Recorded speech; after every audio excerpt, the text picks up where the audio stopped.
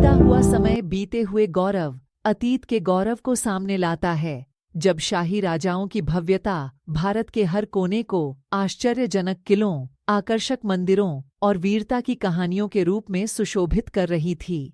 जब भारत कलात्मक कारीगरों की विभिन्न मूर्तियों के माध्यम से कहानियां सुनाता था और संतों और देवताओं की रहस्यमय कहानियां और किंवदंतियां हर भारतीय की भावना को परिष्कृत करती थीं, जो अब भी होती हैं। आज हम बात करने जा रहे हैं उस धरती के गुजरे गौरव के बारे में।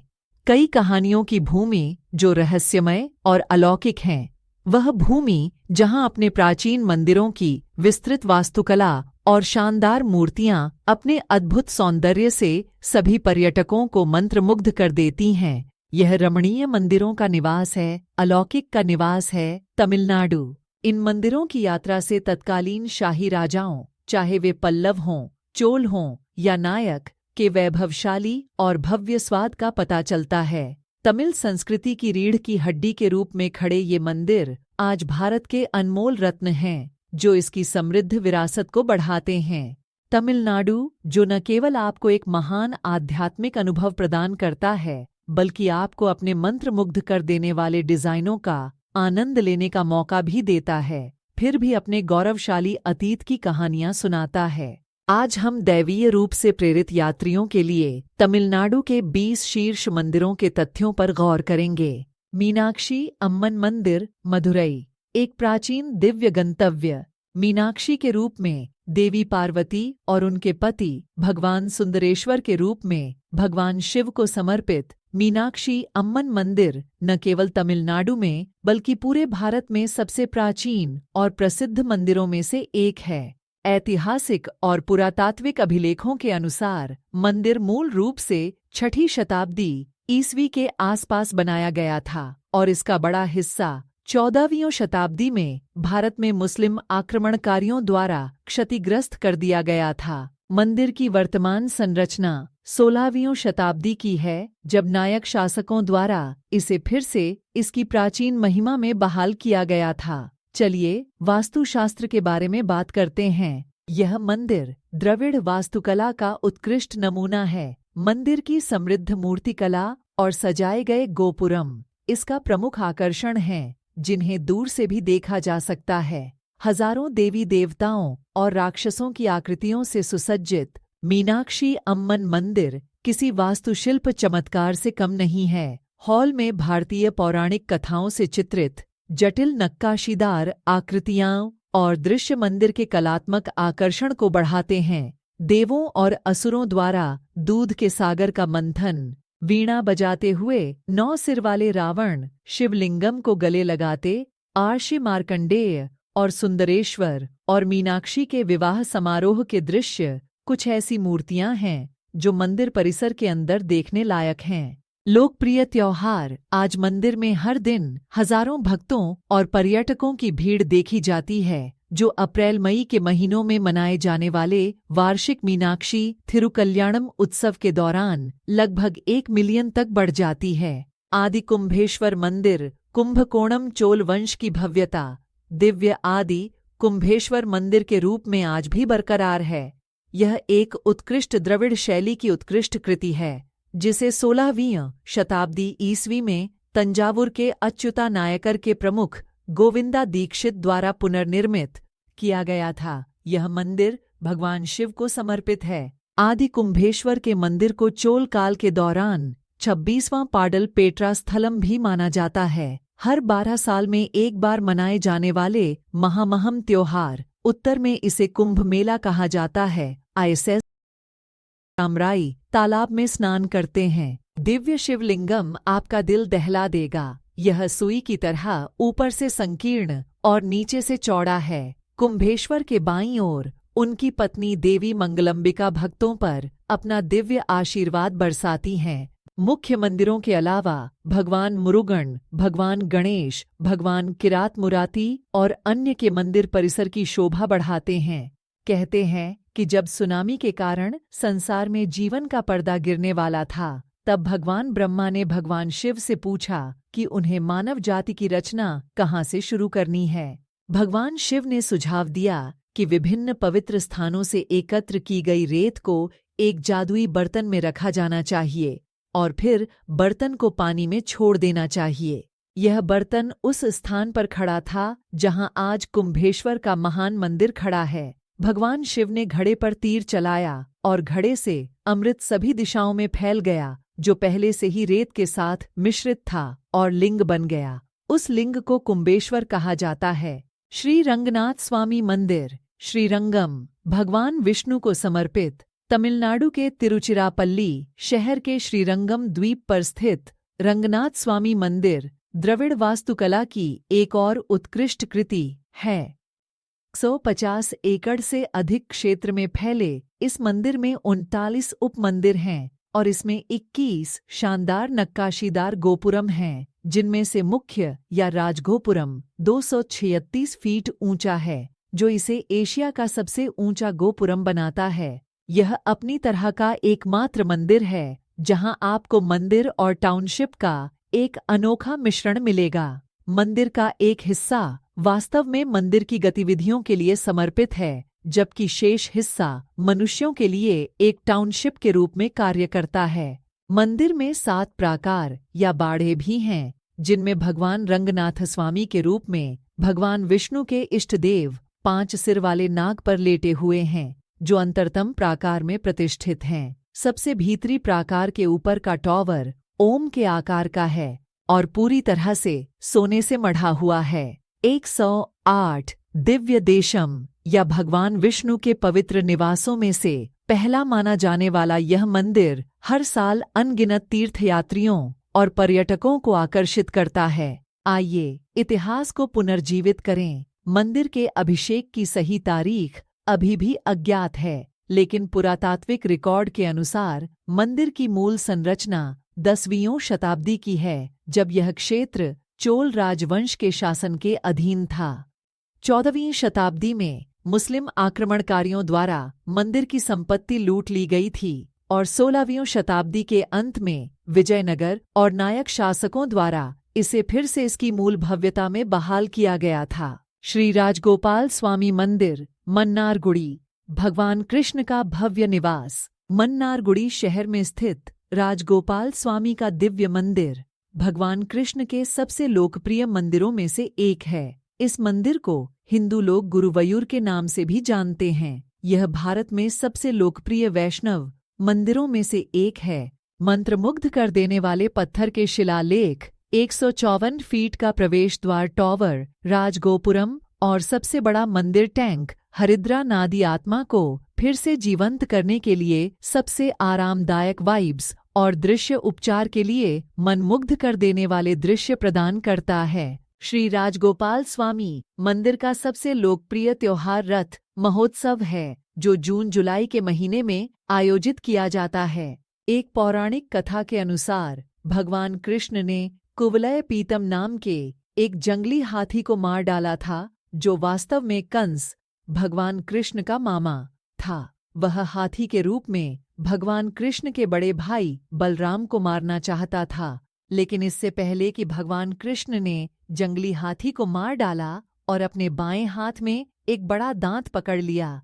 जम्बुकेश्वर मंदिर तिरुवनैकवल जम्बू वृक्ष की दिव्यता। तमिलनाडु के श्रीरंगम द्वीप पर स्थित जम्बुकेश्वर मंदिर भगवान शिव को समर्पित है। चोल काल में निर्मित यह मंदिर द्रविड़ शैली की वास्तुकला का एक शानदार उदाहरण है। इसमें 7 स्तरीय गोपुरम है, जो नाजुक नक्काशी से सुसज्जित है, जो चोल साम्राज्य की कलात्मक भव्यता को दर्शाता है। शिवलिंगम अप्पुलिंगम जललिंगम के रूप में है और शिवलिंग के नीचे एक भूमिगत जलधारा बहती है, जिसमें से लगातार पानी निकलता रहता है।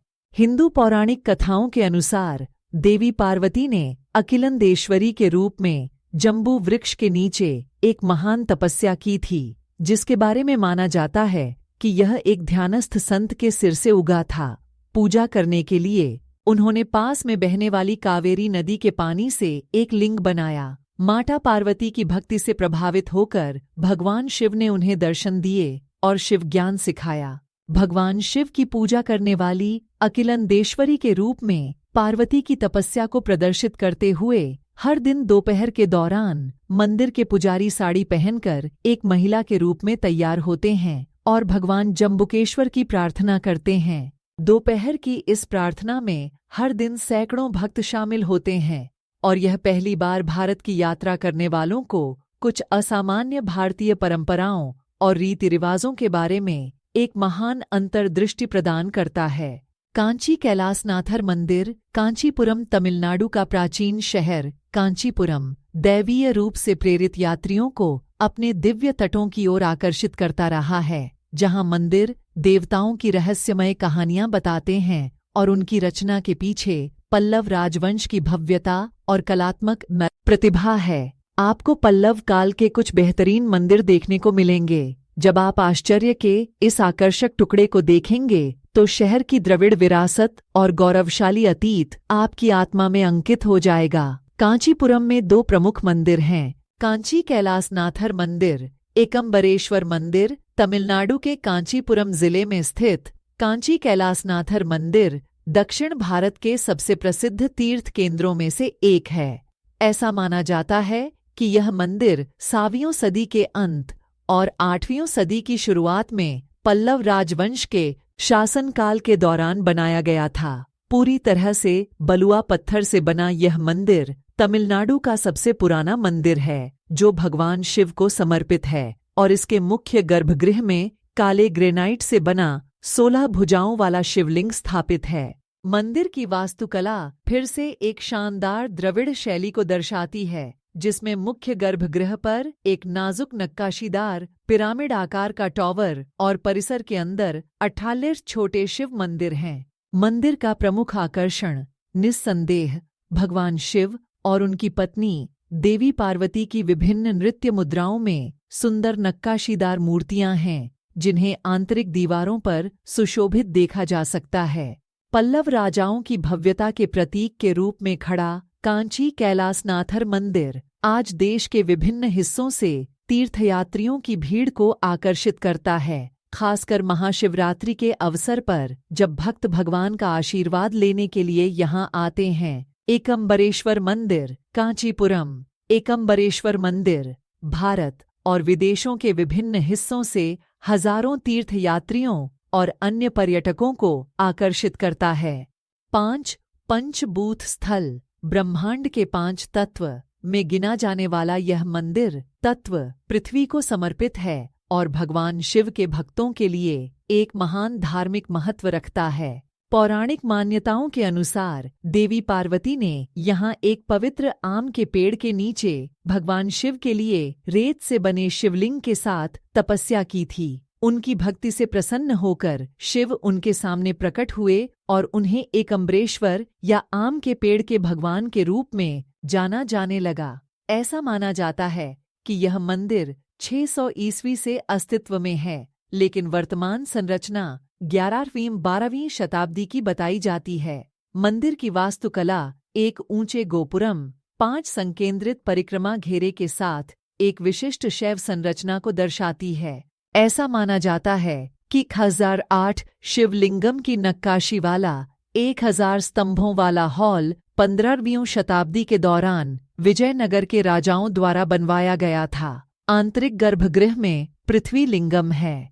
पवित्र आम का पेड़, जो 3000 वर्ष से भी अधिक पुराना माना जाता है, मंदिर परिसर में देखा जा सकता है। इस पेड़ की खासियत यह है कि इस पर साल में 4 अलग अलग मौसमों में 4 अलग अलग तरह के आम लगते हैं। रामनाथ स्वामी मंदिर रामेश्वरम दुनिया भर के सभी हिंदुओं के लिए 4 प्राथमिक तीर्थ स्थलों 4 धाम में से एक रामनाथ स्वामी मंदिर में हर दिन तीर्थयात्रियों की भीड़ उमड़ती है। पवित्र 4 धाम में से एक होने के अलावा मंदिर को भगवान शिव के 12 पवित्र ज्योतिर्लिंगों में भी गिना जाता है।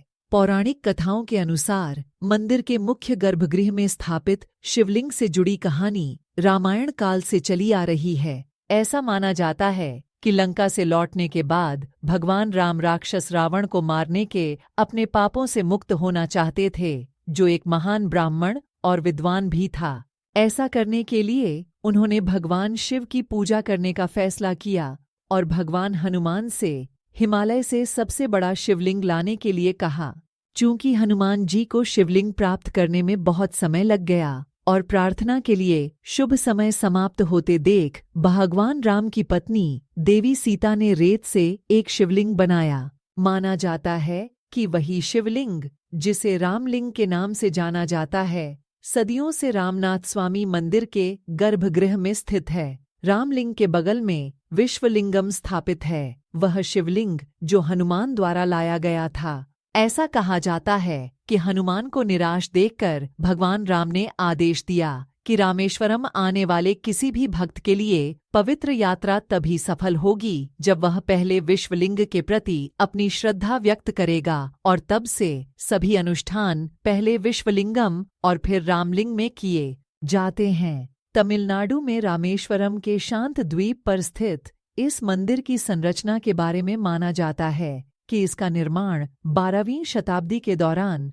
पांड्य शासकों द्वारा किया गया था। इसके 4 गोपुरमों में से सबसे ऊंचा गोपुरम 126 फीट मीटर की ऊंचाई पर है और इसे विशिष्ट द्रविड़ शैली में बनाया गया है। यह मंदिर लगभग 1000 जटिल नक्काशीदार ग्रेनाइट स्तंभों से बने भारत के सबसे लंबे गलियारे वाले हॉल के लिए भी जाना जाता है। 6 मीटर ऊंची नंदी की विशाल मूर्ति भी कई लोगों का ध्यान खींचती है। मयूरनाथ स्वामी मंदिर मयिलादुथुराई तमिलनाडु के नागपट्टिनम जिले में स्थित मयूरनाथ स्वामी मंदिर भगवान शिव के बहुत लोकप्रिय पवित्र मंदिरों में से एक है। एक पौराणिक कथा के अनुसार एक बार भगवान शिव ने देवी पार्वती को श्राप दिया और परिणाम स्वरूप देवी पार्वती ने मोरनी के रूप में जन्म लिया।